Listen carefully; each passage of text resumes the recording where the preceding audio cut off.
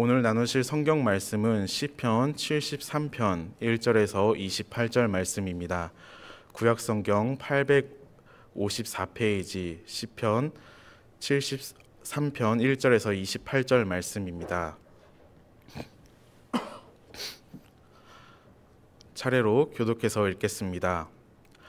하나님이 참으로 이스라엘 중 마음이 정결한 자에게 선을 행하시나 나는 거의 넘어질 뻔하였고 나의 걸음이 미끄러질 뻔하였으니 이는 내가 악인의 형통함을 보고 오만한 자를 질투하였음이로다.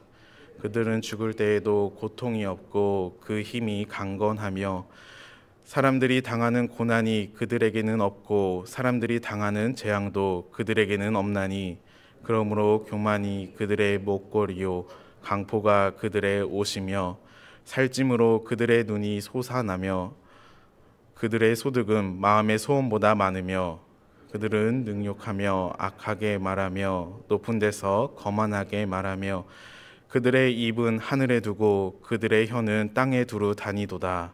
그러므로 그의 백성이 이리로 돌아와서 잔에 가득한 물을 다 마시며 말하기를 하나님이 어찌하랴 지존자에게 지식이 있으랴 하는도다. 볼지어다 이들은 악인들이라도 항상 평안하고 재물은 더욱 불어나도다. 내가 내 마음을 깨끗하게 하며 내 손을 씻어 무죄하다 한 것이 실로 헛되도다.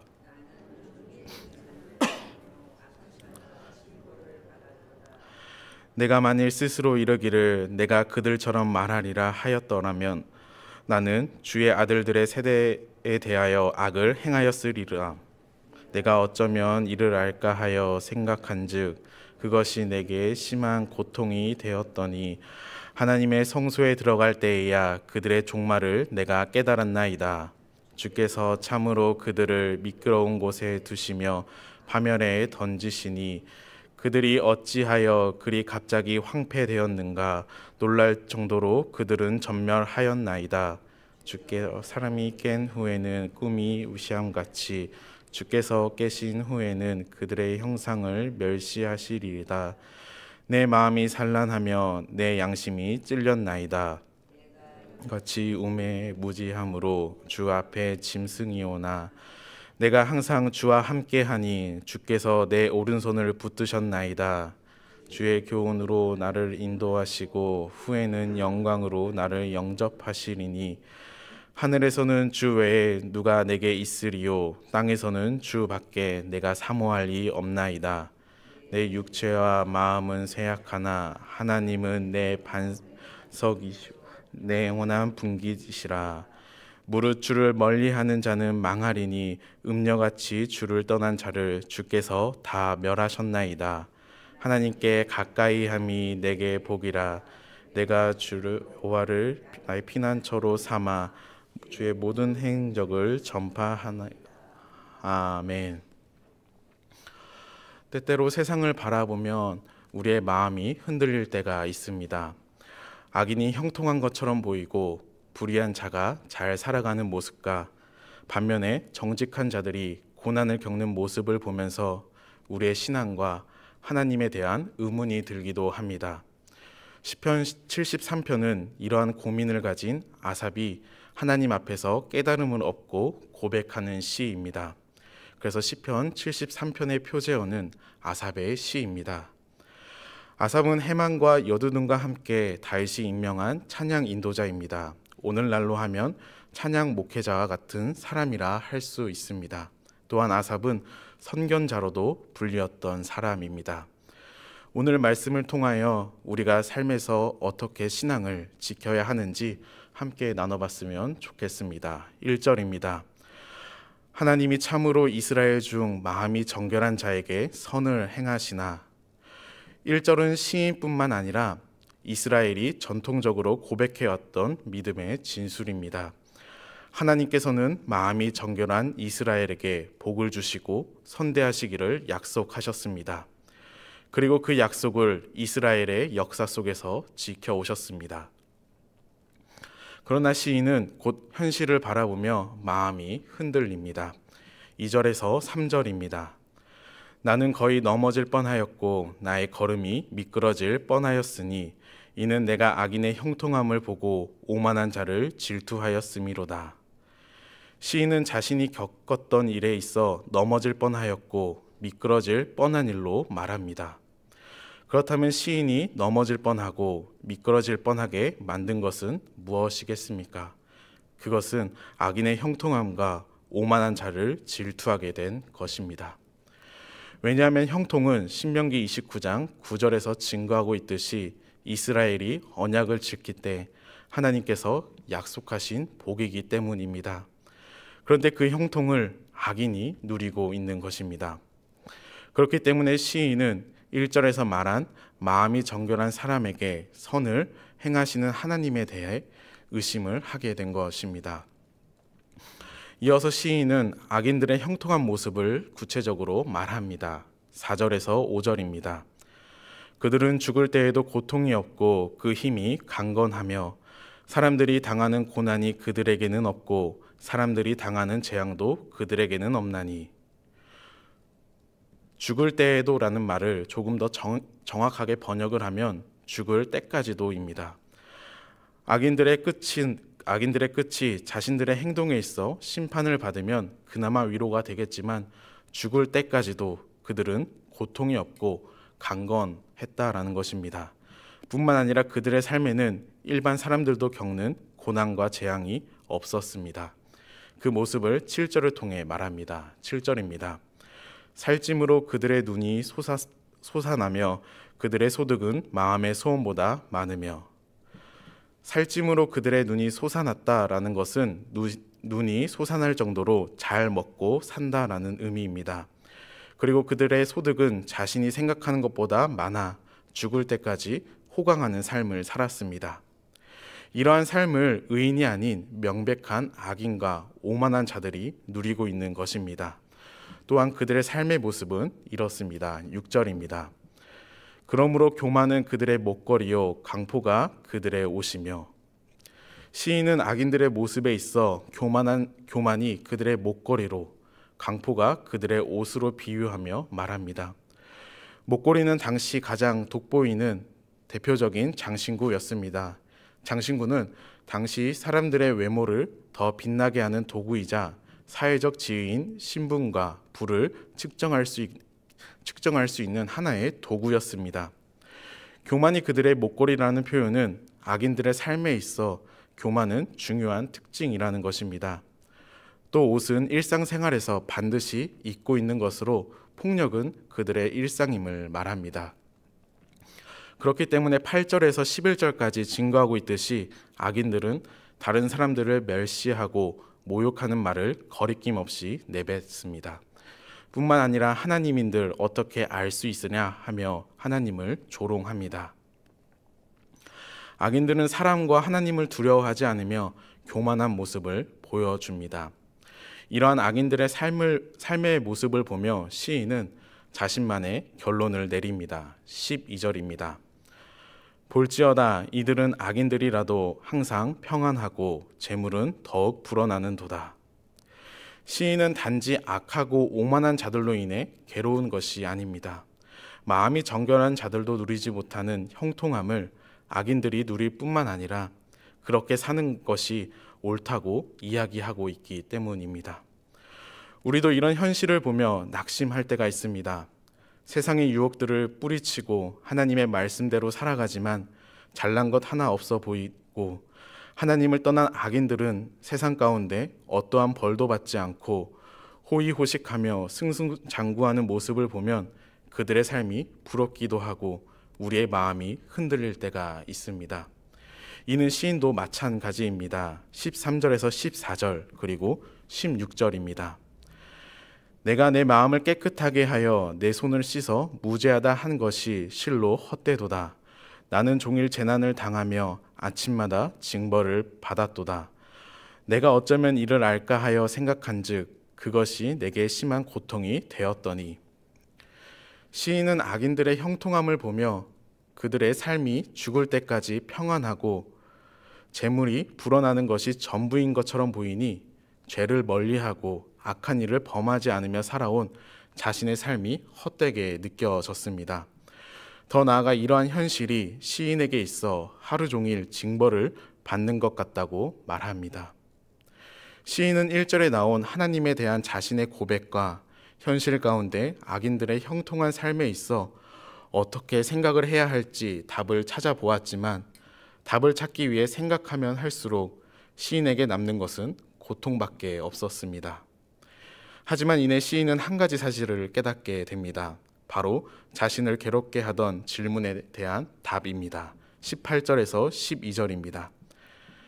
주께서 참으로 그들을 미끄러운 곳에 두시며 파멸에 던지시니 그들이 어찌하여 그리 갑자기 황폐되었는가.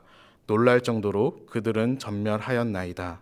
주여, 사람이 깬 후에는 꿈이 무시함같이 주께서 깨신 후에는 그들의 형상을 멸시하시리이다. 18절에서 20절은 4절에서 12절에 묘사된 악인들의 형통한 삶의 모습과는 정반대의 모습이 나오고 있습니다. 악인들은 승승장구하며 흔들리지 않는 바위 위에 살아가는 것 같이 보였으나 그들은 매우 미끄러운 곳에 서 있는 것입니다. 악인들이 하나님이 어찌알냐라고 말하며 악을 행하며 살았지만 하나님은 그들의 행동을 아시고 그들을 미끄러운 곳에 두셨습니다. 그리고 화려하고 영원하게 보였던 악인들의 삶은 꿈처럼 덧없이 사라지게 될 것입니다. 그렇게 시인은 영원할 것 같았던 악인들의 형통이 영원하지 않음을 깨닫게 되었습니다. 시인은 자신이 원한 때에 악인들을 향한 하나님의 심판이 없어 낙심했지만 그들은 결국 하나님의 심판을 받게 되며 순식간에 멸망하게 될 것입니다. 이를 깨달은 시인은 이렇게 고백합니다. 21절에서 22절입니다. 내 마음이 산란하며 내 양심이 찔렸나이다. 내가 이같이 우매무지함으로 주 앞에 짐승이오나. 시인은 자신의 기준, 세상의 기준을 가지고 판단했던 자신이 얼마나 어리석었는지 깨달았습니다. 악인에 대한 하나님의 심판은 아직 끝난 것이 아닌데 죽을 때까지 누리던 악인들의 형통함을 보며 마음이 흔들렸던 자신의 모습에 하나님 앞에서 우매무지하고 짐승 같다고 고백합니다. 시인의 깨달음은 여기서 끝이 아닙니다. 23절에서 24절입니다. 내가 항상 주와 함께하니 주께서 내 오른손을 붙드셨나이다. 주의 교훈으로 나를 인도하시고 후에는 영광으로 나를 영접하시리니. 시인은 우매무지하여 비록 그의 마음이 흔들렸지만 넘어지지 않고 미끄러지지 않았던 것은 15절에서 증거하고 있듯이 마음을 지키기 위해 힘썼던 자신을 하나님께서 붙들어 주셨다라는 것입니다. 그리고 하나님께서는 말씀으로 자신을 인도하시고 그 길 끝에는 영광으로 자신을 영접하신다는 것입니다. 깨달음을 얻은 시인은 이제 삶의 다짐으로 이어집니다. 27절에서 28절입니다. 무릇 주를 멀리하는 자는 망하리니 음녀같이 주를 떠난 자는 주께서 다 멸하셨나이다. 하나님께 가까이함이 내게 복이라. 내가 주 여호와를 나의 피난처로 삼아 주의 모든 행적을 전파하리이다. 시인은 1절에서 고백했던 믿음의 진술이 옳았음을 말합니다. 그리고 이제는 무엇이 자신의 삶에 있어 진정한 복인지를 고백합니다. 우리의 삶에 있어 진정한 복은 하나님을 가까이 하는 것입니다. 하나님을 떠난 모든 삶은 그 삶의 모습이 부유하고 형통하게만 보여도 결국 모두 멸망할 것입니다. 그렇기에 시인은 하나님을 자신의 피난처로 삼고 하나님께서 행하신 모든 일들을 증거하는 삶을 살기를 소망하고 다짐합니다. 이러한 삶이 잡힌 바 된 그것을 잡으려고 달려가는 삶이라 생각됩니다. 그렇다면 시인은 낙심된 상황 속에서도 어떻게 잡힌 바 된 그것을 잡으려고 달려갈 수 있었겠습니까? 그것은 17절에 나와 있습니다. 17절입니다. 하나님의 성소에 들어갈 때에야 그들의 종말을 내가 깨달았나이다. 성소는 하나님께서 자기 백성들 가운데 거하기 위해 택하신 장소로서 하나님께 예배드리는 거룩한 처소입니다. 다시 말해 시인은 하나님 앞에 나아간 것입니다. 시인의 고민은 어디서부터 시작되었습니까? 악인의 형통함을 바라봄으로 시작되었습니다. 그렇기 때문에 무엇을 바라보며 살아가는지는 중요합니다. 시인은 다시금 하나님을 바라보며 하나님 앞에 나아갔습니다. 그리고 그때 깨닫게 된 것입니다. 눈에 보이는 것이 전부가 아니라는 것을 말입니다. 하나님께서 시인이 당하고 있는 현실의 상황을 바꿔주시지는 않았지만 그의 관점을 바꿔 놓으셨습니다. 이 땅에서의 삶이 전부가 아니고 악인들의 마지막이 어떻게 되는지를 바라볼 수 있게 된 것입니다. 우리도 시인과 같이 내 삶에 일어나는 다양한 문제 앞에 답을 찾고 계시지 않습니까? 혹은 답을 찾으려 했지만 찾지 못해 낙심 가운데 계시지 않습니까? 하나님의 뜻과 계획은 우리가 다 알 수 없어 지금의 나의 상황이 이해되지 않는다 할지라도 하나님 앞에 나아가십시다. 우리가 하나님 앞에 머무를 때에 하나님께서는 우리가 바라보는 현실이 끝이 아님을 깨닫게 해주실 것입니다. 그리고 우리의 육체와 마음은 쇠약하나 하나님께서 우리의 반석이 되어주시고 우리의 오른손을 붙들어 주신다는 것을 경험하게 될 것입니다. 그렇게 우리는 주님께 잡힌 바 된 그것을 잡으려고 달려가게 되고 또 그 길 또한 하나님께서 인도해 주시고 그 길 끝에 영광으로 우리를 영접해 주실 것입니다. 오늘 하루도 하나님 앞에 나아감으로 이 은총을 누리며 하나님께 가까이함이 내게 복이라는 고백과 하나님께서 행하신 일을 증거하는 복된 삶을 살아가시는 교우님들이 되시기를 축원합니다. 기도하시겠습니다. 하나님 아버지, 아삽은 악인들의 형통함을 바라보며 그들의 삶을 질투하고 자신이 걸었던 신앙의 길을 헛되다고 생각했었습니다. 우리의 삶 또한 아삽과 다르지 않음을 고백합니다. 세상을 바라보며 내 삶에 풀리지 않는 크고 작은 다양한 문제들 앞에 우리의 마음이 낙심되었습니다. 하지만 이제는 내 삶의 문제들에 대한 답을 찾고 해결하기 위해 애쓰고 수고하는 것이 아니라 하나님 앞에 나아가기를 힘쓰는 삶을 살아가게 하여 주시옵소서. 하나님 앞에 살아감으로 내 눈에 보이는 것이 끝이 아닌 우리의 상황 너머에 계시는 하나님을 깨닫게 하시고 하나님께서 우리의 삶을 붙들고 계시며 우리가 달려갈 길을 인도하고 계심을 경험하게 하여 주시옵소서. 그리하여 날마다 하나님을 가까이 하며 하나님이 행하신 일을 증거하는 복된 삶을 살아가게 하여 주시옵소서. 예수님의 이름으로 기도드립니다. 아멘.